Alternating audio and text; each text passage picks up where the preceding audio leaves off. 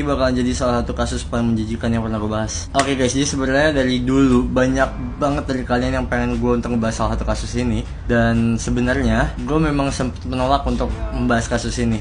Cuma karena banyaknya permintaan dari kalian, sampai kemarin gue streaming juga banyak banget yang minta. Ya udah, akhirnya let's talk about Junko Furuta.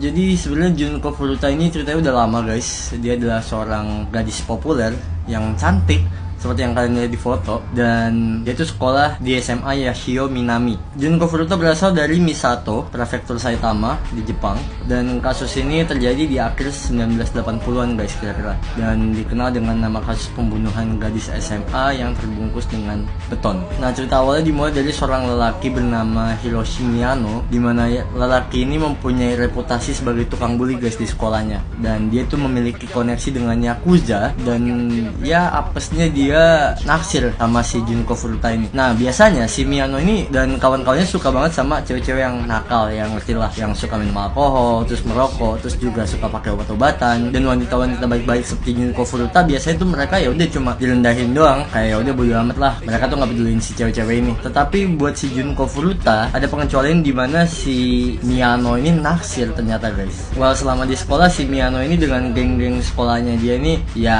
berkuasa lah guys di situ. Gimana nggak berkuasa, satu sekolah pun tahu kalau misalkan si Miyano ini mempunyai koneksi dengan Yakuza. Jadi mereka tuh pada ketakutan semua. Akhirnya yaudah mereka mau aja. Nah, cuma yang gokil si Miyano, ketika si Miyano ini menyatakan perasaannya kepada Junko Furuta, ya udah pasti tolak nggak sih? Dengan penolakan si Junko Furuta ini membuat si Miyano nih marah besar banget. Sampai akhirnya pada malam hari, sekitar jam 8:30 malam, pada tanggal 25 November 1988, Junko Furuta baru pulang dari kerja part time guys dengan naik sepeda. Nah, yang waktu itu datang si Miyano dan Nobuharu Minato, salah satu temennya lah, yang lagi berkeliaran di Misato buat ngerampok dan memperkosa wanita lokal guys. Akhirnya dia ngeliat si Furuta lagi naik sepeda. Atas perintah si Miyano, si Minato ini nendang si Junko Furuta sampai jatuh. Dan gokil ya, lu tau nggak? Ini gokil sih.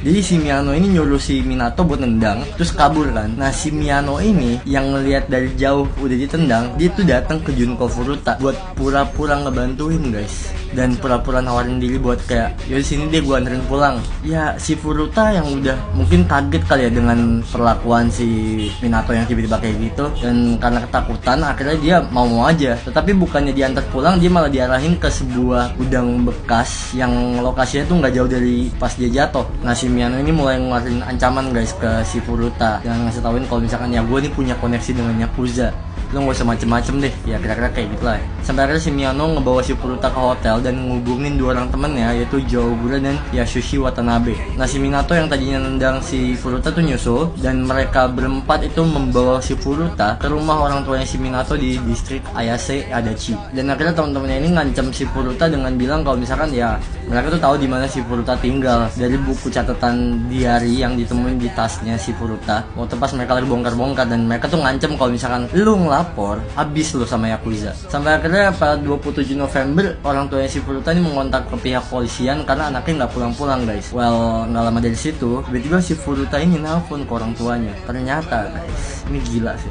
buat menghindari pencarian dari polisi, si Miyano ini maksa si Furuta buat ngebohong, ngasih tauin ke ibunya kalau misalkan dia tuh lagi nginep beberapa hari di tempat temennya, dan meminta agar polisi ini yaudah nggak usah nyariin dia. Gila banget. Sementara di rumahnya si Minato ini, ya orang tuanya si Minato ini nggak curiga karena si Furuta ini dipaksa sama si Minato, sama teman-temannya untuk ngaku jadi pacar si Minato guys, atau kalau nggak salah tuh menjadi salah satu pacar dari penculik inilah. Walaupun nggak sepenuhnya percaya, cuma si keluarganya Minato ini memilih buat diem aja karena mereka tuh tahu kalau misalkan si Miyano itu punya hubungan kuat dengan Yakuza. Akhirnya dengan penculikan tersebut, si Furuta ini diperlakukan dengan sangat keji guys. Bener-bener kacau banget deh. Dia disiksa dalam rumah itu, dia